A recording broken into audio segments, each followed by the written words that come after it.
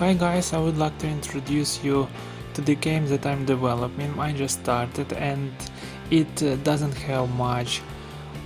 I'll be posting weekly to keep the tracking of progress. At the moment I'm working on the main character. He can jump,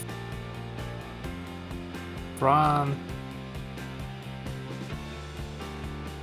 and climb over various obstacles.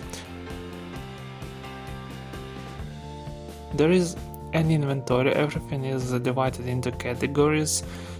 From the inventory you can put a weapon on a character, each has its own slot for a bow, shield and the main weapon. Depending on the main weapon, the character's attacks changed. At the moment there is a simple attack and a charged attack. If you quickly click on the button it will be a simple attack, and if you press and hold it will be a charged attack. It took the animations from Mixamo. In the future I will make my own.